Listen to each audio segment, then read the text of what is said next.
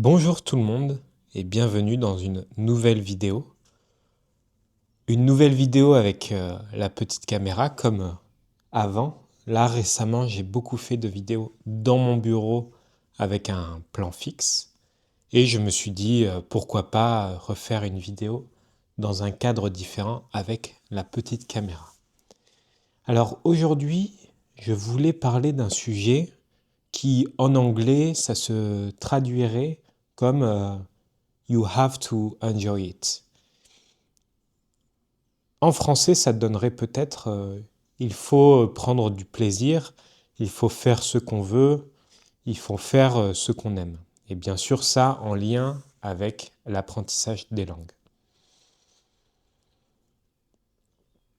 J'avais envie de parler de ce sujet parce que souvent, quand on va sur Internet, il y a plein de vidéos, de contenu qui nous dit si vous voulez apprendre une langue, il faut faire comme ça, il faut faire ça, ça et ça. Et moi le premier, hein, c'est-à-dire que dans mes vidéos, souvent je dis il faut faire de l'immersion, il faut faire de l'écoute, il faut lire, il faut faire des flashcards, il faut faire beaucoup d'immersion avant de faire de l'expression, donc beaucoup d'input avant de faire de l'output. Et voilà, donc moi aussi je fais ça parce que je dis ça, je propose ça sur ma propre expérience, mon apprentissage du japonais, et je me dis, je veux essayer de donner aux personnes qui apprennent le français les meilleures façons pour apprendre le français, à partir de ma propre expérience. Et je pense que tout le monde fait ça parce que tout le monde est plus ou moins convaincu que, il y a des méthodes plus ou moins efficaces. Et c'est vrai.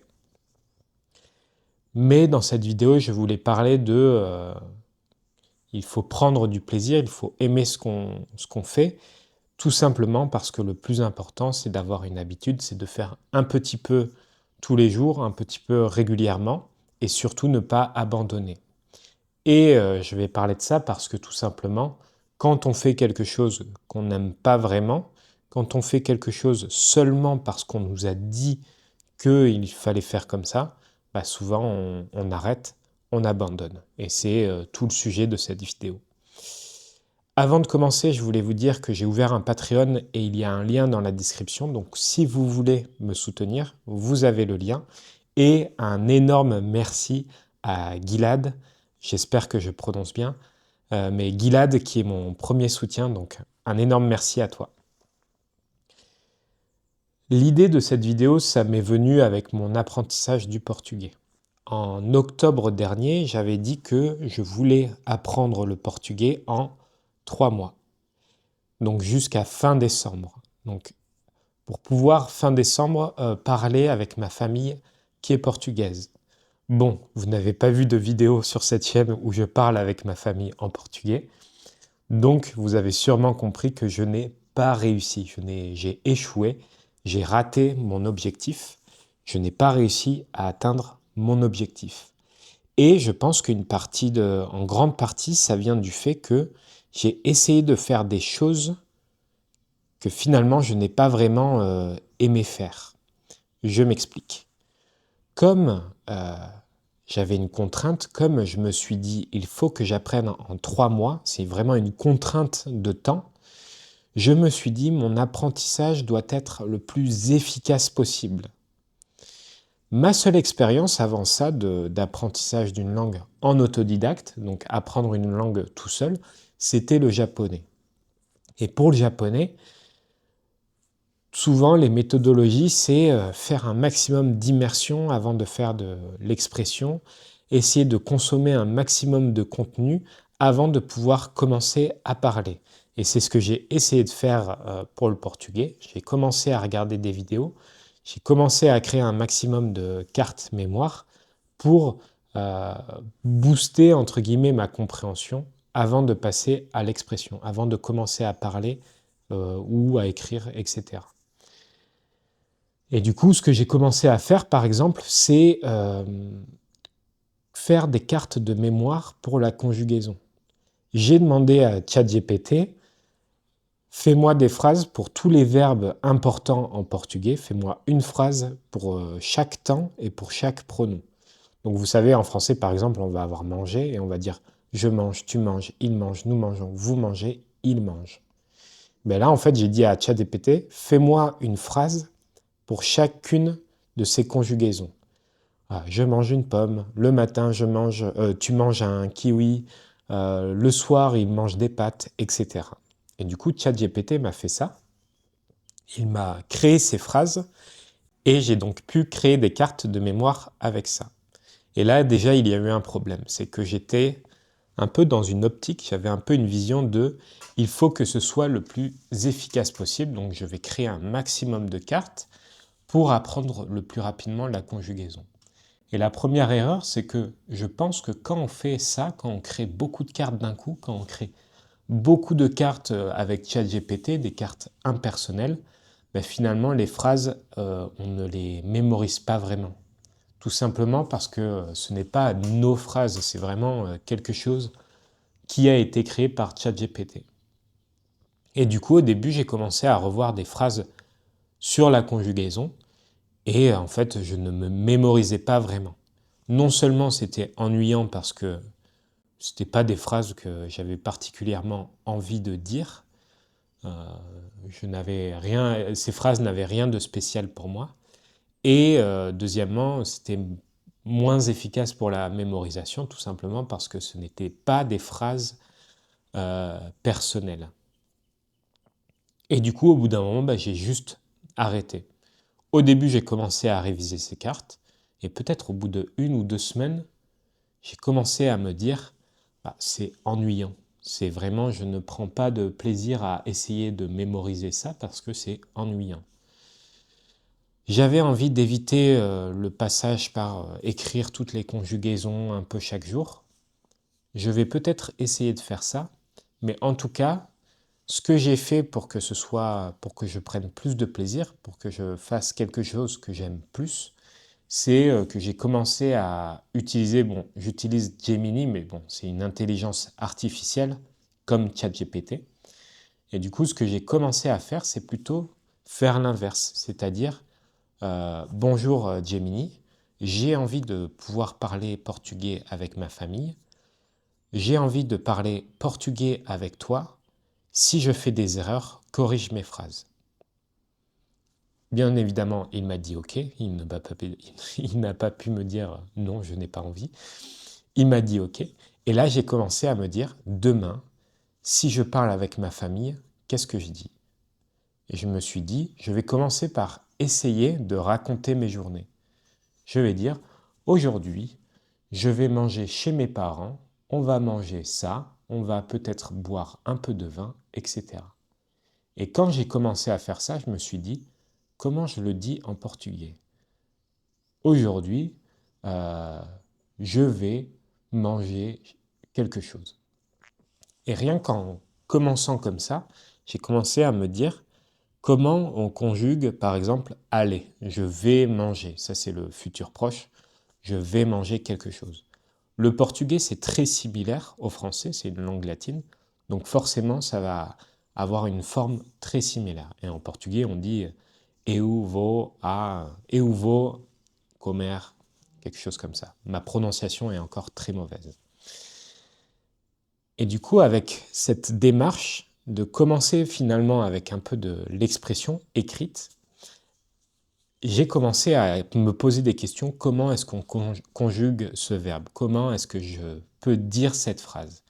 Et en faisant un peu le chemin inverse, finalement, j'ai commencé à créer des phrases avec des conjugaisons basiques, parce qu'au début, on est forcément obligé d'utiliser des conjugaisons basiques.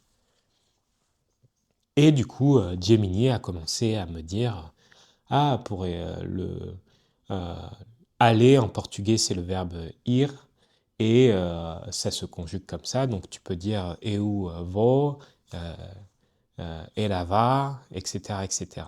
Ma prononciation est encore très mauvaise, tout simplement parce que je n'ai pas commencé à parler portugais. Mais je vais revenir là-dessus. Et du coup, rien qu'en faisant cette démarche qui est peut-être, qui à première vue paraît moins efficace, c'est moins rationnel, on va dire. C'est moins, j'apprends une liste, j'apprends les 700 mots les plus courants, j'apprends les 700 mots les plus fréquents, comme ça je vais optimiser mon temps d'apprentissage. Eh bien, finalement, non seulement le matin, j'ai envie de le faire parce que ça m'intéresse, je me projette, ça me donne envie de pouvoir parler avec ma famille, et ça me fait finalement travailler la conjugaison et je mémorise mieux, tout simplement parce que j'applique directement ces conjugaisons. Je les applique dans un cadre dans lequel je me projette, dans une situation où je me projette. Il y a une pratique, peut-être que vous le faites en français, mais il y a une pratique qui est assez intéressante, je trouve, c'est quand vous, dans votre tête, vous vous imaginez être interviewé par quelqu'un en français, par exemple. Imaginez, voilà, imaginez que vous êtes devant moi, on fait un podcast en français, en parlant lentement, et je vous pose plein de questions sur votre vie. Et là, directement, vous allez commencer à réfléchir en français, à vouloir dire, ah, je suis américain, je suis né à Chicago, ah, pourquoi est-ce que tu apprends le français? Ah, j'apprends le français parce que, etc., etc.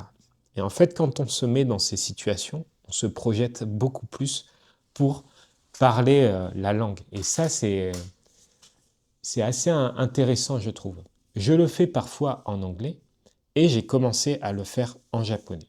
Et là, je vais faire une parenthèse. En fait, je pense que l'erreur que j'ai fait avec le portugais, c'est de vouloir faire comme pour mon apprentissage du japonais.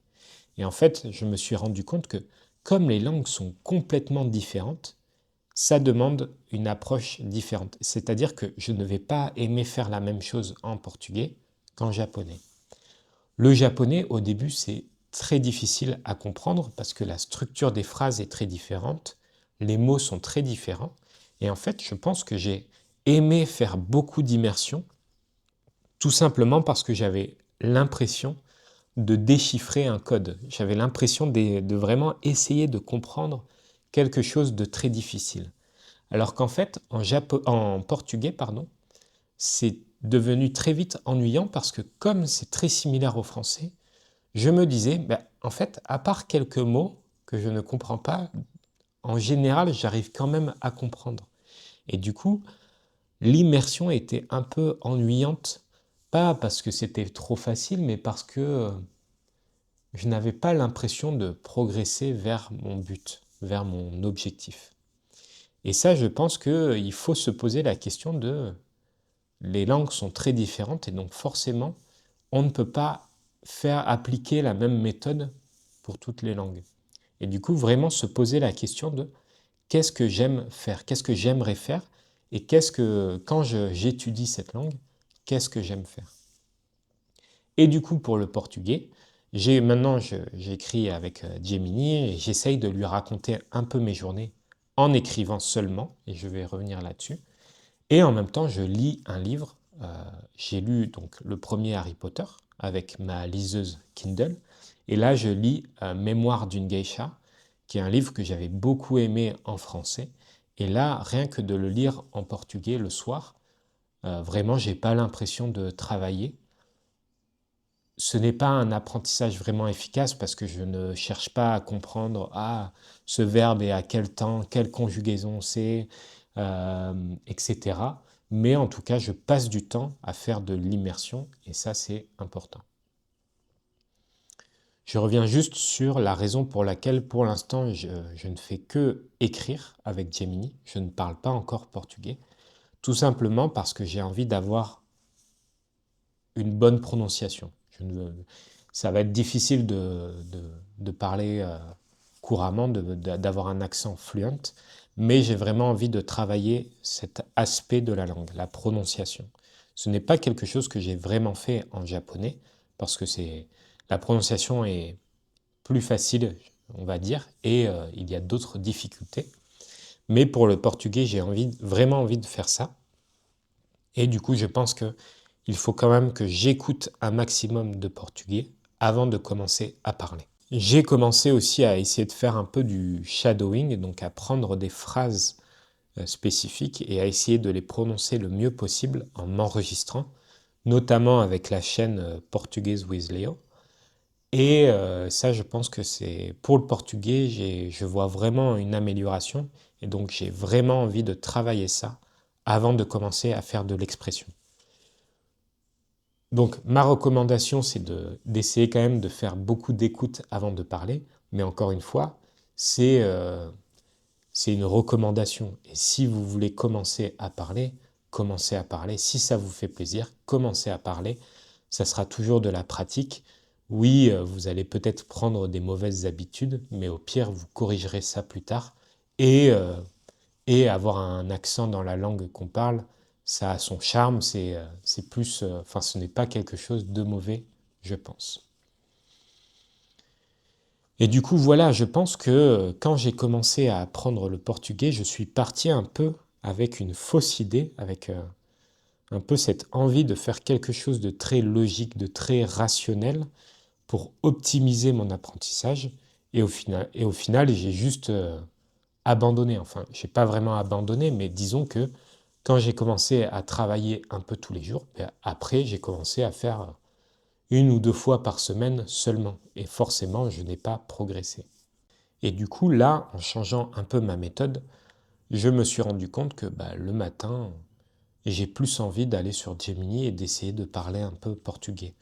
Bien évidemment, j'essaye de pratiquer la conjugaison, c'est-à-dire que quand je fais des phrases, j'essaye de dire je, tu, il, nous, vous, etc. J'essaye un peu de varier parce que si vous ne faites que parler en utilisant je, vous n'allez pas connaître les autres conjugaisons. Donc, il faut garder un peu en tête la théorie, mais après, c'est vraiment essayer de faire ce qui nous plaît. Et de toute façon, quand vous allez vous exprimer, quand vous allez essayer de parler ou de faire quelque chose que vous aimez, quand vous allez imaginer faire un podcast avec moi en français, très rapidement, vous allez vous dire comment on dit ça en français. Comment on dit I can something. En français, c'est le verbe pouvoir. Je peux manger épicé, par exemple. Et quand vous allez trouver des moyens de dire ce que vous voulez dire, vous allez beaucoup mieux mémoriser. Et c'est ce que j'essaye, par exemple, de faire avec mes étudiants en classe, c'est-à-dire que j'essaye de leur parler de sujets personnels. Je leur pose des questions sur leur vie, sur ce qu'ils aiment faire, etc. Je suis un peu en mode détective, enquête de police, mais je pense que finalement c'est le plus agréable et pour mémoriser, c'est assez efficace. Si vous faites une phrase où vous parlez de vos parents, ou vous parlez d'une situation que vous avez vécue, vous allez mieux vous en rappeler.